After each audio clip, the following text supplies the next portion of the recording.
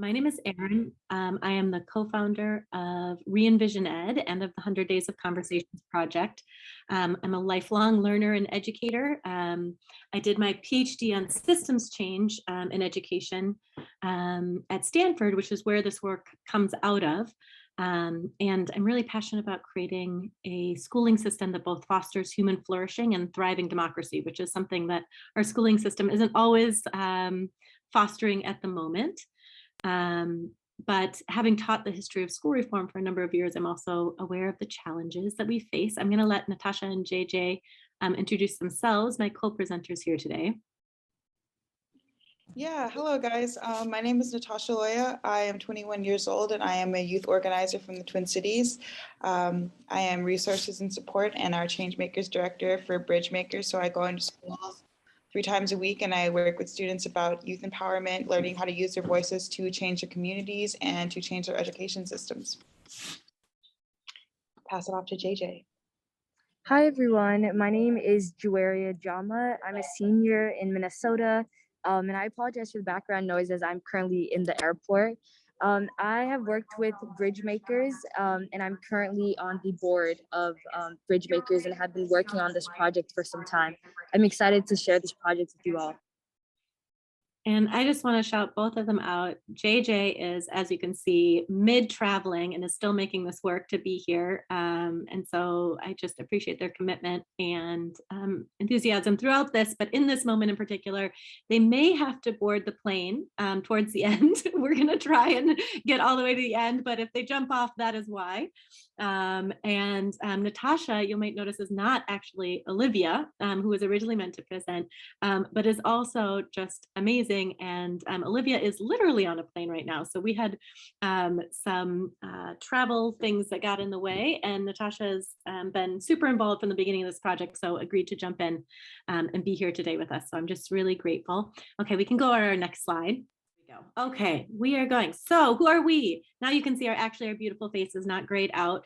You can see we've got a rock star group. If you were at some of the earlier presentations, you might have seen some of the rest of the bridge makers who have been a big part of it.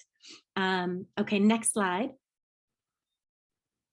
Our goals for today really are pretty simple. We want to introduce 100 Days of Conversations and spread the word, share some of our findings, because we finally have some amazing findings. We want to connect with you all and learn a little bit about how you're thinking about this and what you're doing, and discuss implications and next steps. Next slide. So to do this, we're going to go through basically 4 main areas. We're going to talk about what's the problem. Why are we even doing 100 Days of Conversations to begin with? We'll tell you a little bit about the project, about 100 Days of Conversations and how it worked.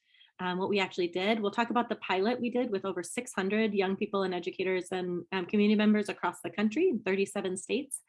And in that, we'll kind of discuss some of the key findings and also the implications, and then we'll head into like really a deep discussion. And we're going to at times use the chat. We're really excited to hear from you. And towards the end, we really want to get into a full discussion with you all as well. So we're going to keep this as interactive as possible.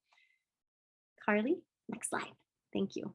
So what is the problem? And I'm going to pass this off to Natasha to talk a bit about. So what is the problem? First thing is school is not working, even for those students who are technically winning in the school system. Next slide, Carly. Ooh. Sorry, Natasha. My bad. You can say when you're switching slides, Natasha, and then I don't have to jump in and ask Carly for it. Okay. Yeah, so unfortunately, at the lower end of the socioeconomic system, there are high levels of disencouragement and demotivation. Children who are of a lower economic status are 5 times more likely to drop out of school or college because they don't have the support or resources in order to succeed. At the higher end of the socioeconomic system, like schools in Silicon Valley, there are rates of anxiety, depression, and suicide, also making it really hard to prioritize school and do well. These may seem unrelated, but across the board, kids are experiencing the same type of feelings of disencouragement and being disengaged.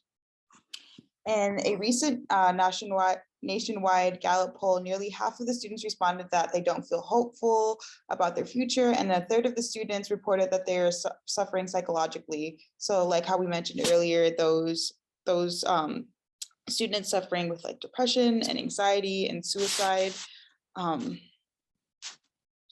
Yeah, adults aren't better off either, sadly. 41% of the teachers leave within their first 5 years, and over half of principals leave before the end of their third year. School is often harming those who are winning at school, and attempts to change usually target individuals and not their individual issues. These are just synonyms and won't be fully addressed until we address the systematic roots of causes. Next slide. Those with the greatest stake in the outcomes, which are teachers, young people, people who are dealing with these situations firsthand, are often left out of the conversation. And so they face a lot of repercussions because of that. A lot of people have a lot of ideas about students and educators in their own, and they're not all positive things. And at the end of the day, both people are just suffering. Next slide, please. There is a decline in our ability to engage in democratic deliberation across lines of difference. One thing that makes it hard to tackle systems and issues is a decline in our ability to deliberate and conversate with each other, especially in our polarizing political system right now in the country. We can see this playing out in schools in multiple different ways, currently with COVID discussions and with critical race theory discussions. Public schools are meant to be where we practice democracy. Instead, they have turned into a practice, rancor, and division. Next slide. Our inability to discuss across lines of difference results in our declining faith in democracy. Over 50% of young people think that our democracy is troubling or failing. We need ways to restore faith in our democracy if we really want to keep it. To do this, people need to feel like they are heard, which means leaders and policy makers need to find a way to truly listen to each other, understand, and diverse the stakeholders at all levels of communities in order to do it from state to federal. Next slide. Currently, there is a critique from all angles, but no collective division to work towards.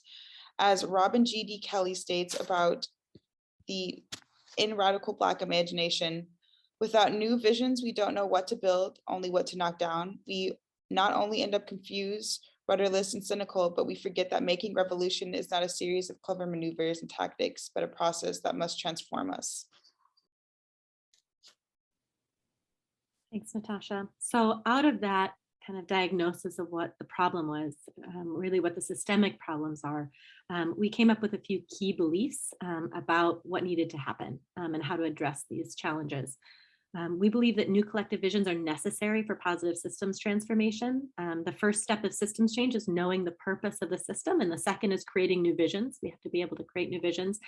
We believe that the voices of students, educators, and families should be front and center in those decisions about school. It won't work unless those who are most embedded actually drive the change.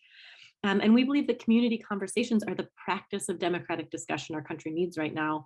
And honestly, always, if we want to keep our democracy. So we become what we practice, and this is true for both individuals and societies. So given this, what did we create given this diagnosis of the problem and this set of core beliefs? I'm going to talk to you a little bit about what is 100 Days of Conversations. We can go to the next slide, Carly, thank you.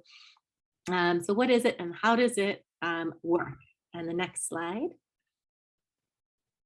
So what is 100 Days of Conversations? First and foremost, it's a process. It's a process for practicing intergenerational democratic deliberation and co-creating shared vision. So how do we change the narrative about who we are and what we want as a country? That has to start at the local level and build upwards.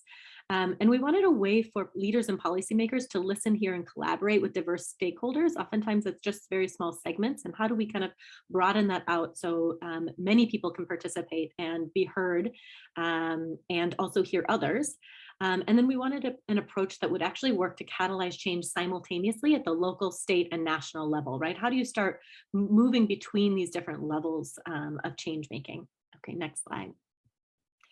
So how does it work? we ended up working these 3 different levels of impact. So we designed the process to work like a fractal so that similar things were happening at each level of the system. So we wanted to make sure that we were connecting and building networks, that we were gathering and sharing insights, and that we were promoting collective vision at each of the different levels. So locally, we bring people together in intergenerational conversations.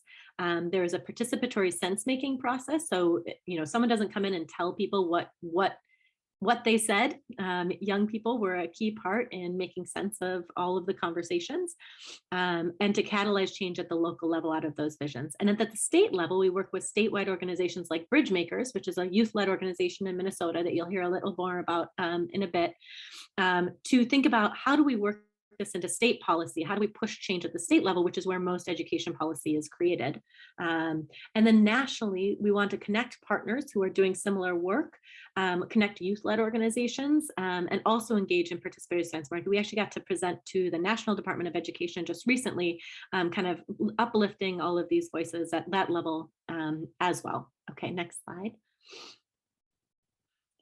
So we think about it in terms of these 4 stages of the process, and we're hoping, we just did our pilot, and we're hoping to kind of continue through these phases in the years to come. So one is the design, so thinking about how we develop those partnerships, how we come up with the protocol, how we understand the process, and then we actually catalyze conversations. This is the most fun part, and this is not that we go out and catalyze. We work with local partners who bring together people in their community, intergenerational. Young people were about 50% of our participants. So get young people and adults talking to one another. We then analyze those, with JJ and Natasha can talk a little bit about that analysis process, which hopefully will get easier over time. But we went through every single conversation and went through a qualitative analysis process to really understand what was said, and find those themes across communities. And then we're turning that into advocacy and art, which you'll see a bit more about through this, not just written documents, which are important, but also how do we get the word out in new and creative ways. Next slide. So just a little bit more about how it works. I'm a qualitative researcher by training, so I know that with research, who gets to say what was important has the power, right? Who gets to go back to the data and decide that this is what got said, has all the power in the situation. And so we wanted to make sure that young people and participants were part of identifying what was important. So we adapted from participatory research methods like youth participatory action research to create a rigorous analysis process that was participatory for participants. So anyone who wanted to participated, and in particular Bridgemakers for Minnesota, and we had a national team of young people, analyzed every single conversation, you all. This was enabled by our partnerships with Local Voices Network, which is an MIT initiative that provided software for transcription and analysis. That is amazing. I can't recommend them enough. And we supplemented that by using open access software like Jamboard to make sure that we could make meaning as a group. Next slide. And so the final phase, you'll see some of the art created by a young person on our national team, but on our national team and in Minnesota, we're creating videos, we're creating art, we're creating social media posts to get the message out about our findings, as well as present to different audiences like you all today.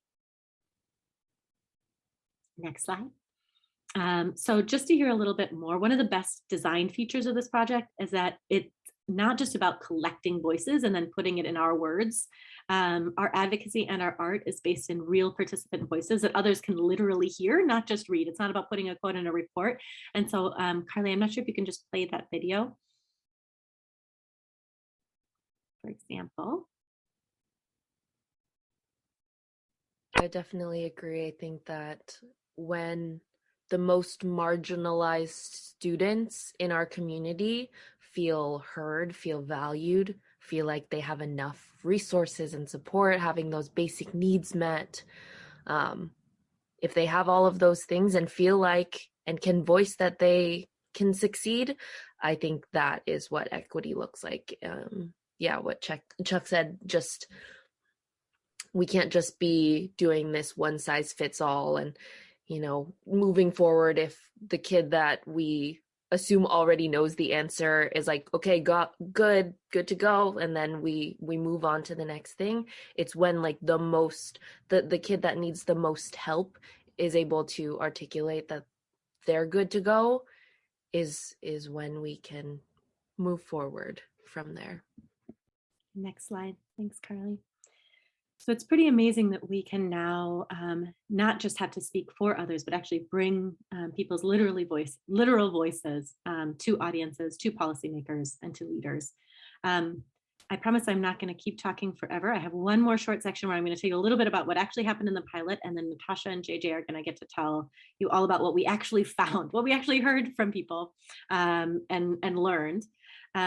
So this is not just an idea. We got to pilot this process last year. And we had an extraordinary turnout. This is an all volunteer team. And we had 117 conversations with I think it was actually like about 620 participants across 37 states. 45% of those were young people and 35% were educators. So we really hit our targets in terms of numbers of participants, which is pretty incredible for a small team trying to make this happen. Next slide.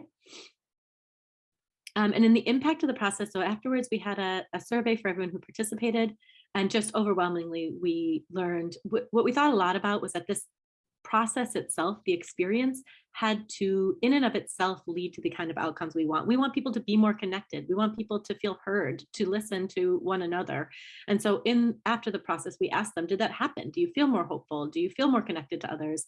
And almost all of them, you can see our lowest one here is 83.5% felt extremely or very connected to others after the conversation. Almost everything was 90% or higher in terms of the kinds of experience that people had.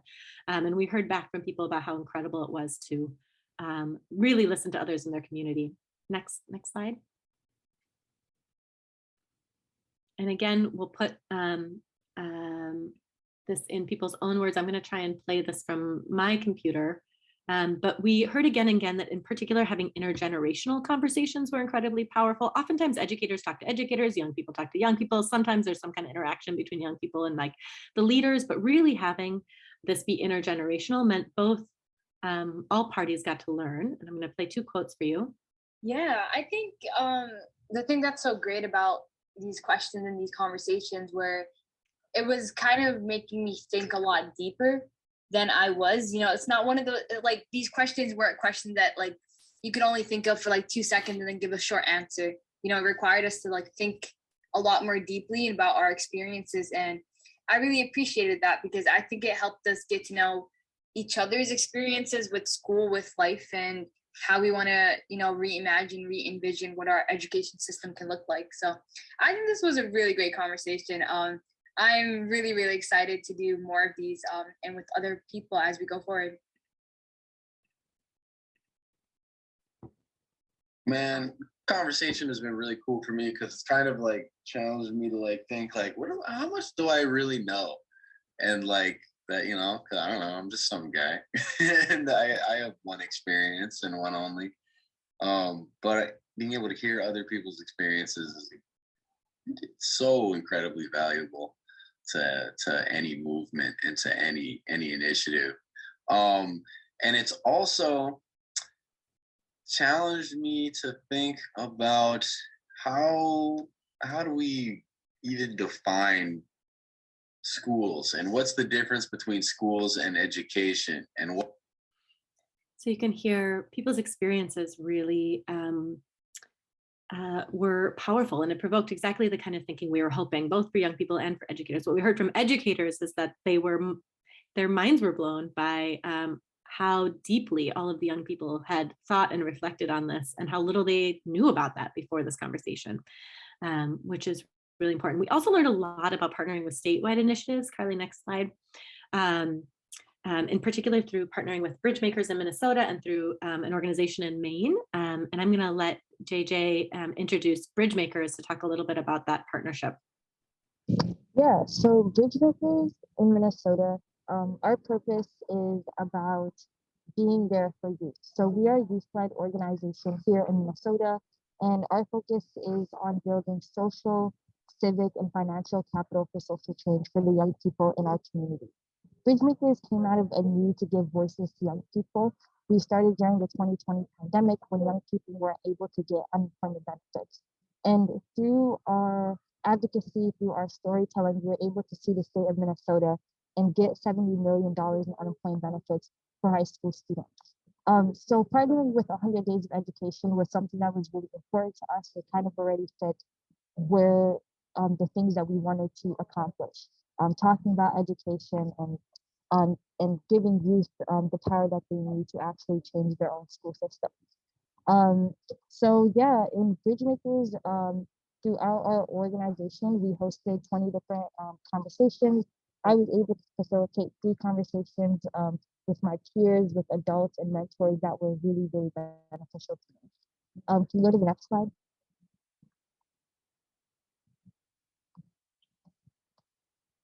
So, how did a state level partnership with Bridgemakers help the overall goal of 100 Days of Conversation?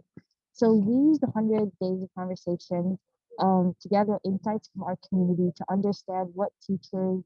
Yeah, JJ, I'm so sorry. Isn't it possible to just pull down your mouth just while you're doing the presenting? We can't hear you super well. I know that you're sorry.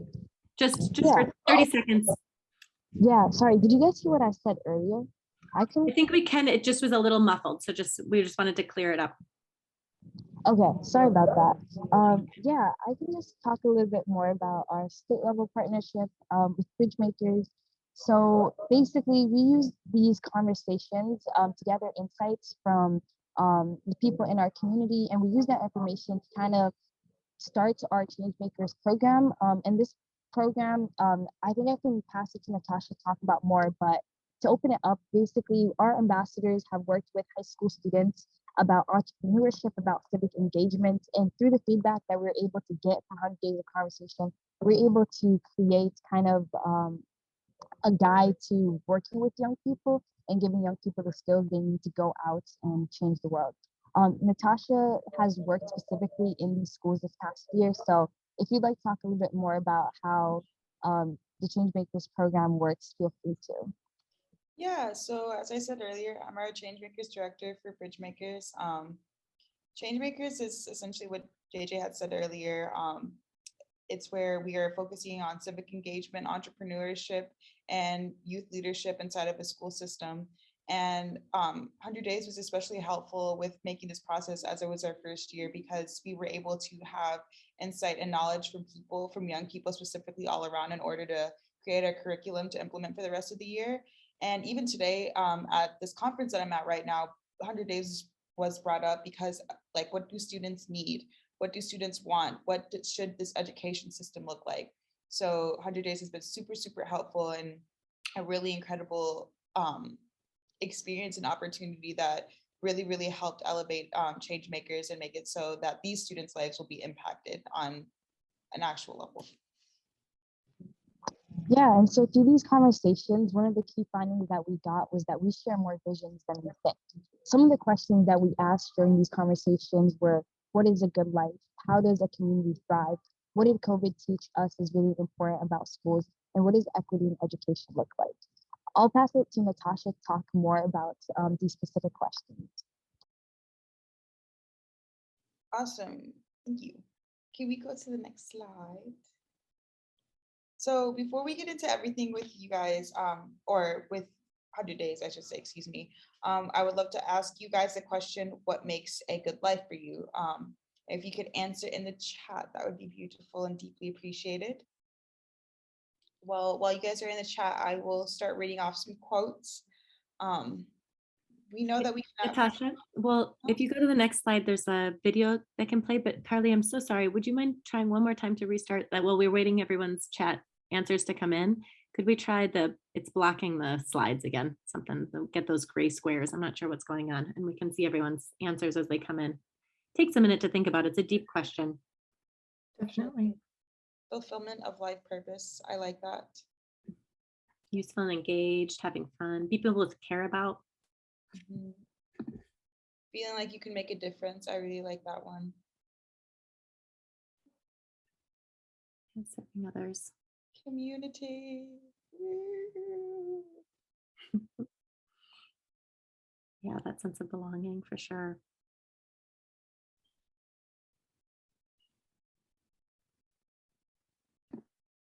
Oh man, okay, I think we're just gonna have to live with it.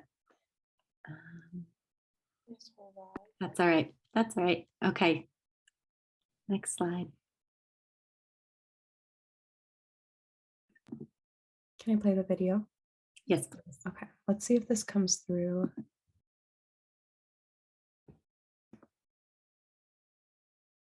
I do believe that our needs are essentially we crave to be, loved, valued. We have these very core things that no matter what your age is, it doesn't affect that.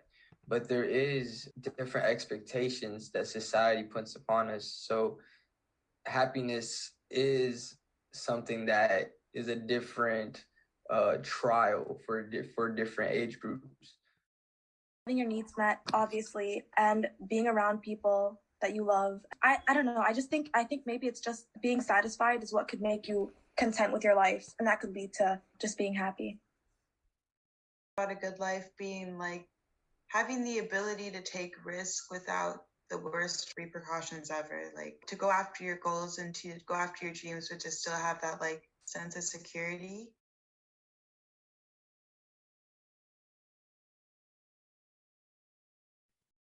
Next slide. Yeah. So when we asked about good life, participants did not take too long, if at all, on traditional metrics of success like prominence, fame, money, career, success, or power. But instead, for participants like Jose and Sophia and and as this graphic shows, a good life means productive work, meaning financial stability, but also the ability to pursue your own passions. Rewarding relationships through a strong sense of community with family and friends, and creative self-expression, and civic and political engagement and health and mind, body, and spirit. So there's many layers, many different aspects. It's a range. Can we go to the next slide? Thank you. What creates a thriving community? So we'll take a moment for you guys to answer that again in the chat as well. I think one of the things that's been interesting, we've probably talked with over 1,000 people about these questions, and again and again and again, across any kind of line of difference you might be able to imagine, the same themes come up, that we share ideas when we talk about our own children. We, in our own lives, we talk about the same things as being important. Yeah, everyone having a chance to contribute. Society should just be based off of is human compassion, and like, you're amazing not because of based on your merit, but just based on the fact that you just exist right now and here, because that's just amazing in and of itself that you exist now and here. That's like the value that I think all of our systems should be based off of. And so how do we help you as a human being through your time on earth? Put your trust on people you could count on, and also where everyone's at least happy, everyone knows each other, or maybe not know each other, but at least you have trust. People can't think about thriving until they are able to stop thinking about just existing. So I think a thriving community is one where people feel secure that they're going to have all their needs met so that they can focus on making themselves and making each other better.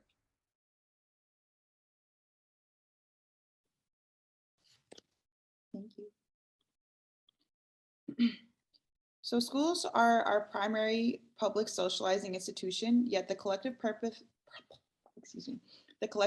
of school in creating a thriving democratic communities has been nearly lost in today's conversations. We at 100 Days believe it is important to bring back the conversation about how school creates the we at a local level as well as a national level, even globally. School shapes how we think about who belongs, who counts, and how we work together, and even what we want to achieve. Literally this morning, one of the things that I had heard from an adult educator was that schools aren't focused enough about the ways that they can serve their students. A lot of it is about, schools need this, schools need that. And let's be clear, schools really do need a lot. They are educating our children. They are shaping us for the future.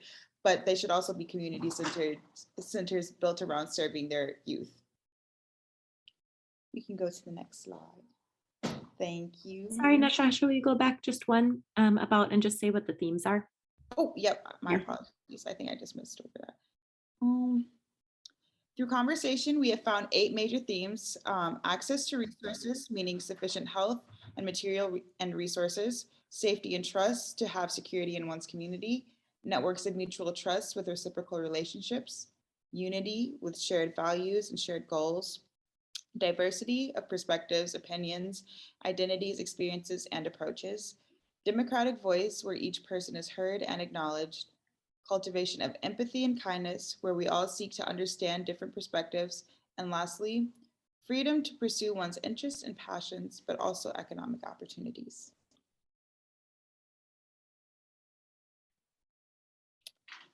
Thank you. So what did COVID teach, what did COVID teach us is actually most important about school? And again, we'll have you put your answers in the chat. Thank you, guys. Over the past 3 years, we've dealt with uncertainty and anxiety caused by the global pandemic. From conversations with students, we learned that teacher relationships and social interactions and being able just to have learning space are some aspects about school that didn't seem important until now. We're going to hear from, whoa, go ahead, Erin. No, go ahead. Next slide, we are going to hear from Abdullahi, Priya, and me.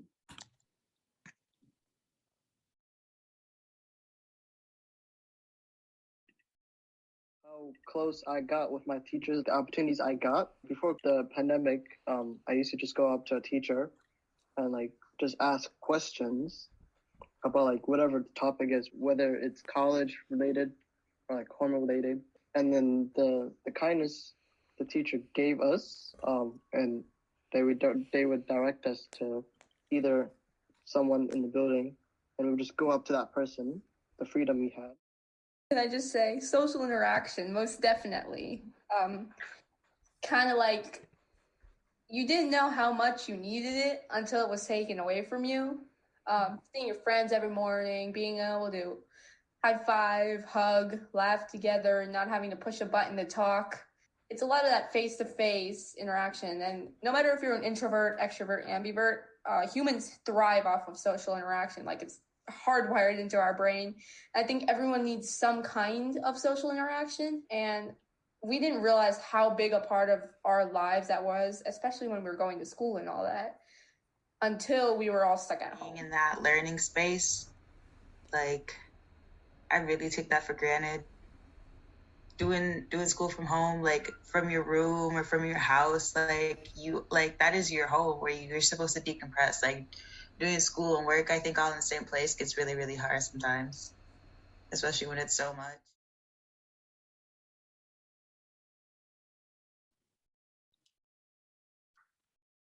Well, thank you, guys. As we've heard from some of our participants, there are many important aspects of our school environments that have been overlooked.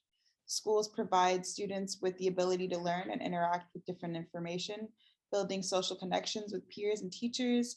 And much of the time, schools are important places for students to get mental health support and physical places for students to learn and have fun. Yeah, so the next question we're going to look at is, what does equity in education look like? So if we can move to the next slide. So the answers to a good life and thriving community we heard earlier relate directly to equity in education. We can listen to these quotes and then further go into that.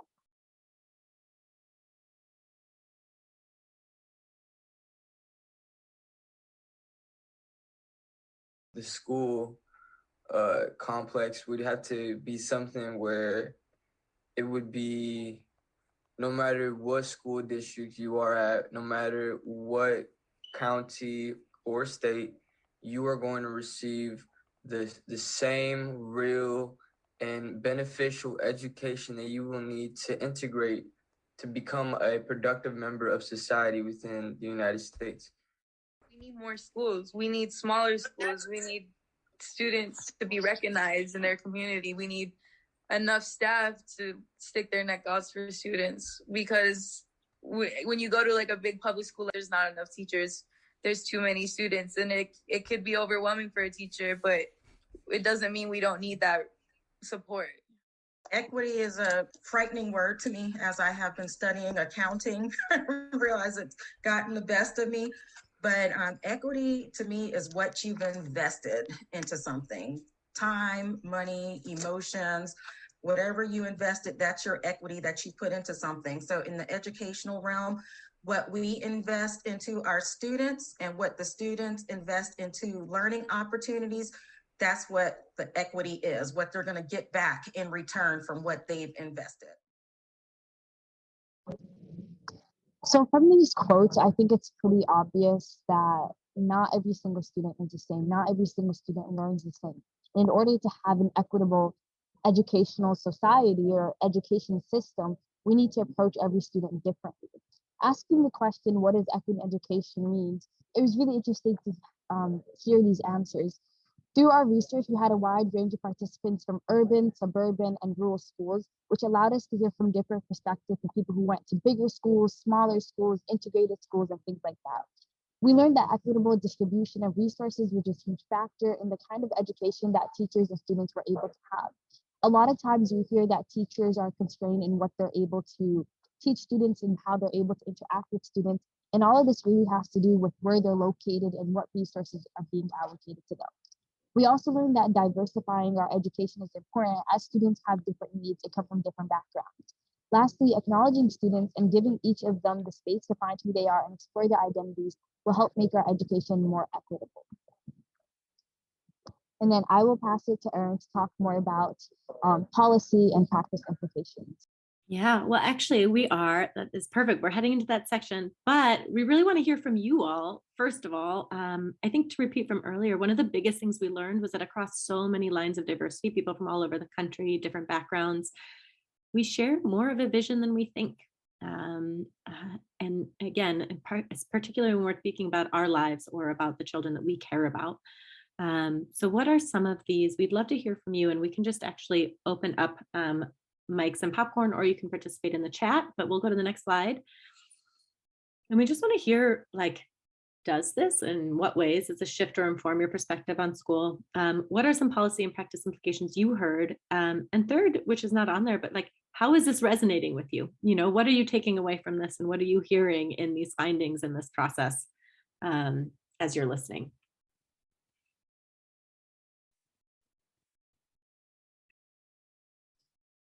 I'll weigh in, Erin. I've been doing some work at the Humphrey on this, and one space that I see, I don't see a lot of conversation, I'm curious if you guys have explored this, is ex-urban communities.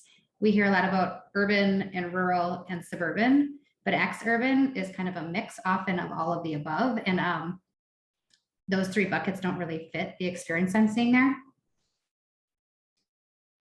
Yeah, for sure. One of the things we're thinking about a lot, I think that there are a number of different kind of communities that we'd like to include as we move forward.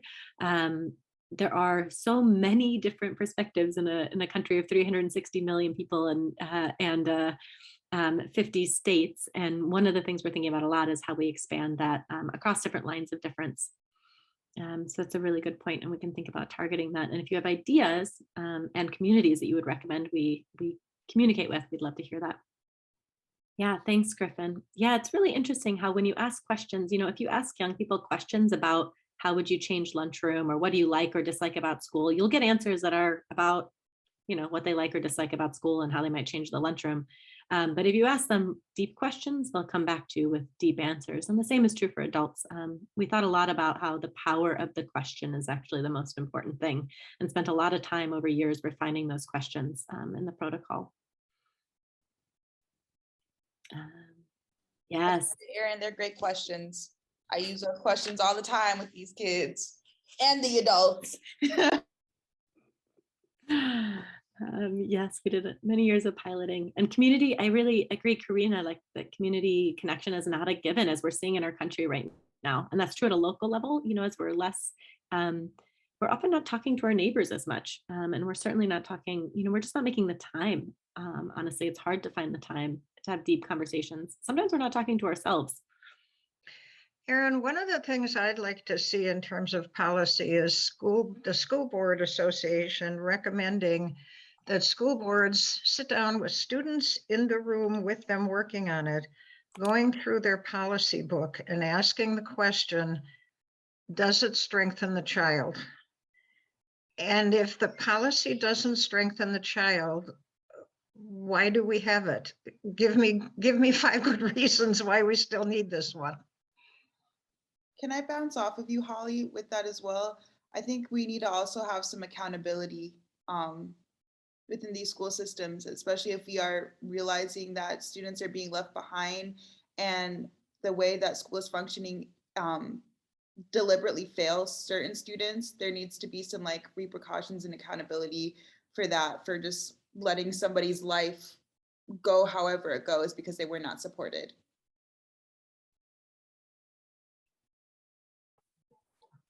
I think in terms of policy and practice implications, one of the most important things that would be a divergence from general practice as I see it in a public school setting is the embedding of stakeholder voice in all levels of decision making. I think people come to think of, the big decisions that happen at the board level, but I think that really there needs to be a shift in how we think about the decision-making process and who should be at the table. And in order to do that, there has to be a shift in not just thinking, but in scheduling and timing. And students are in class, so how are we going to be able to talk to them? Because then they have to go do their homework after school, or that sort of thing. How do you embed it in the system? Yes, hi. This is Griffin from Oregon, and we haven't really talked about this, but there's a lot of big money involved in school, and they are the pushback. And most, I truly believe that this is all common sense stuff that schools would be doing now if it weren't for the big money and all the tactics they use to shut it down when things like empowering people come up. And I just come to believe that this is not going to be something they're going to give us.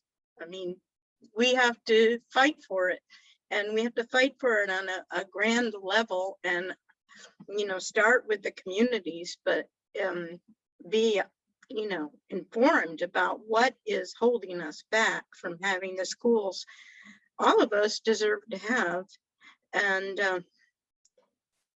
I just think we have to say no en masse, and that's the only way it's going to change. Absolutely, Griffin. And I think one of the things that we hope through this, and I know many people are thinking about creating visions, is that if we're not clear on kind of a general idea of where we want to go to, it can be too easy to say no, but not have anything to suggest. And I think about that quote with Robin D.G. Kelley a lot, that without new visions, it's really easy to tear things down, but it's not very easy to build things back up. And so how do we get together to say, this is what we want to build together? And then we have an easier way of saying, no, actually our values don't align with that way of doing this, no matter your money, and we're able to kind of push back in different ways. But I think otherwise it ends up, you're like a little, what are those, the whack-a-moles? You're like every single thing, you're like coming up and trying to address each thing individually, when it actually needs to be a more systemic effort. Griffin, what you brought up, I find interesting. I think that a lot of parents would be on board holding hands with the teachers if we could create a critical mass related to what's actually healthy for the children and the families and the communities. I think this came up in our last breakout room as well, but college admissions is driving a lot of the decisions that are made. And I think most parents don't want to participate in the game, but feel that they're failing their children if they don't. And I think a lot of teachers likely also get caught up in that too, that they're failing their students if they don't. Yeah. Can I pony on what Jennifer just said? You have kids at the high school and middle school level, especially, caught between two worlds. One is the world we all envision of competency-based, project-based, hands-on, student-centered learning. And the other is the requirements to get into the university. which don't fit well with where we'd like to see this go. And then to pony on what Griffin said, we have to realize that education is now seen as a business. Even the main education journals have been pretty much taken over by the business groups. And the way they make money is to convince parents and the community and business people that they need the next new thing instead of holding on to the best and fixing what isn't working. And I think we have to break that cycle, that money cycle that has taken over a good share of education reform. Yeah, that's a really great segue. Actually, I think there's 2 points there. One, absolutely. I mean, there is a targeted effort. Education is one of the last big sectors of public money that hasn't been fully privatized. And there is a group that absolutely would like to make that privatized. And I think, as we've seen with our healthcare system, that privatizing public goods can get really dangerous for everyone's health and well-being and our communities. So I think thinking about that. And then the second thing is kind of coming back to what you were saying, Jennifer, is that we live in a society in which inequality has been increasing rapidly over the last 40 years. And there are real material consequences to end up at the bottom in a country where we have no universal healthcare, we don't have universal higher education.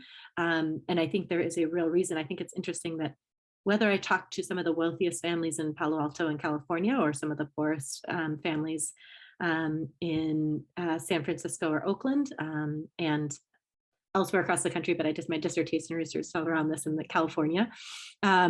People had the same fears for their kids. People in the wealthiest families were still afraid that their kids were going to fall to the bottom, despite, and when you create a society in which we have such inequality, that is the consequence. We lose trust, we lose faith, and we get scared, and we think about it as a competition. And so I think that's a good segue into our policy implications, partly because we have to think about this beyond education policy, that when we set it up for school being a sorting mechanism into an unequal economic system, we're going to end up with the consequences that we're seeing. And we end up designing for outcomes that are not learning, well-being, and community. And so thinking about that's what schools being able to do is really important. Could we go to the next slide, Carly? So some policy considerations is, and we did get to put these in front of the national administration, which was exciting, but that equity is not about, it's not just about resources. It's also about voice, power, and humane pedagogy. It's not about equal test score achievement. Community embeddedness is an important aspect of thriving schools and communities. Our schools are places where we practice democracy and community. Schools' role in physical, social, and emotional learning is equally important to a good life and to thriving communities as academic content.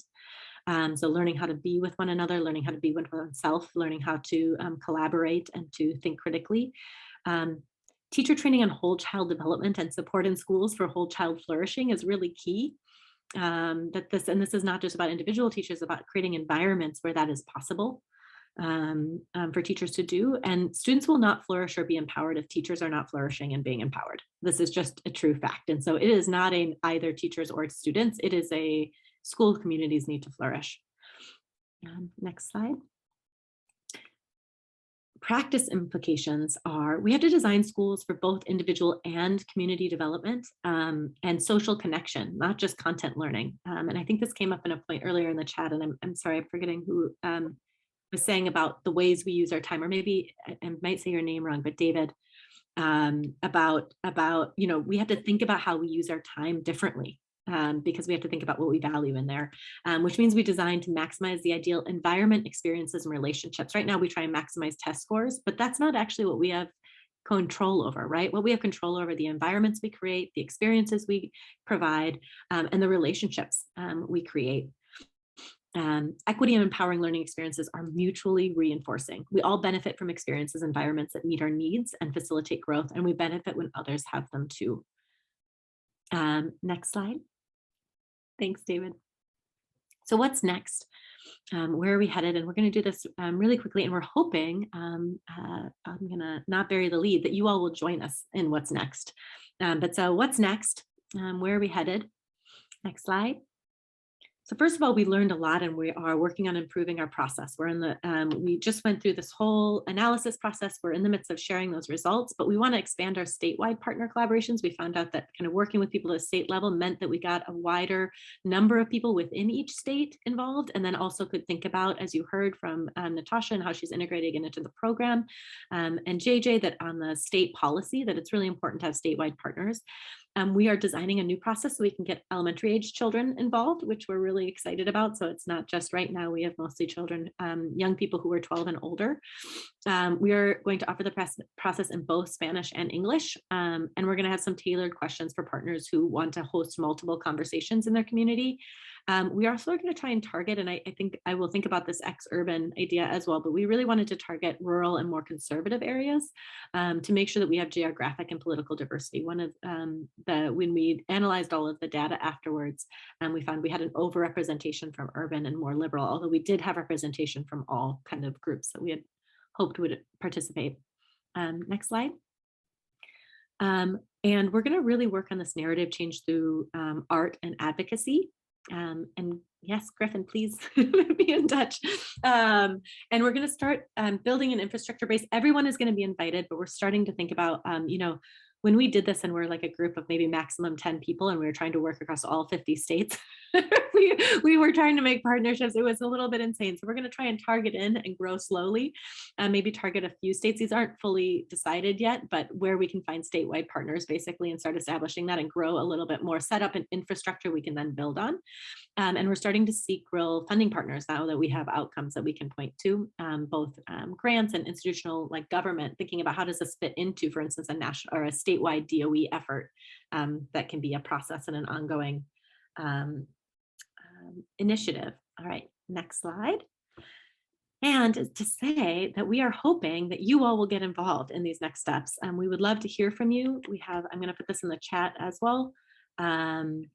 But we are starting to figure out exactly where this is going to be. It is going to be open. Everything is freely available to anyone. So anybody who wants to host a conversation can, and we are here to support you in that. So we can pass on all of that information. Everything is on the website.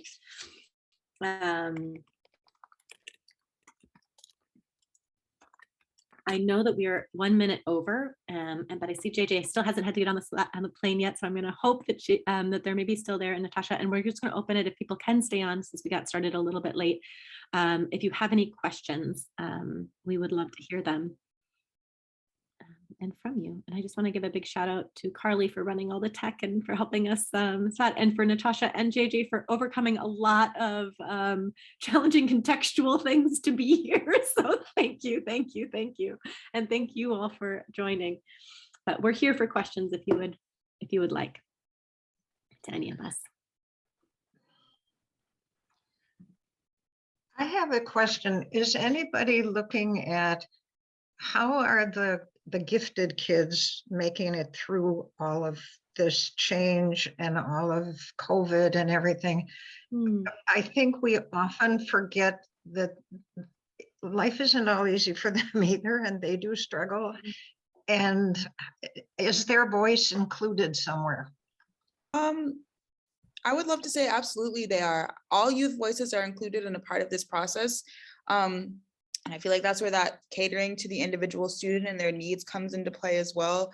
But yes. A lot of the students who were actually a part of our conversation, I do know for a fact were gifted students, at least within the Twin Cities conversations. Yeah, yes, they were. Yeah, thanks for that, Natasha. And thanks for that question. And I do know that there is some research happening on that as well. I know that there are a few different institutions really focused specifically on that, and especially like twice exceptional as well students. So we really tried to look at it from all perspectives. Erin, I have a question too. I'm from the question is really kind of building off Holly's. It's another group, kids with disabilities, and how are their voices heard in this? And kids with more significant disabilities too. So I'm wondering if that has been a group that say if their voices are included, and also if they have similar or different issues they're raising. Yeah, that'd be super interesting. And Gail, we'd love any recommendations you have for thinking about inclusion and thinking about how we might broaden that. It is not something we asked about specifically, so I actually can't give you data on that. And also, so if you have also ways of asking, but also within that, there are so many different ways of thinking about abledness and how to, so I would welcome any ideas basically in terms of how to increase our inclusion and how we should be thinking about that. Great. Thank you. I'll think on that. Yeah, thank you.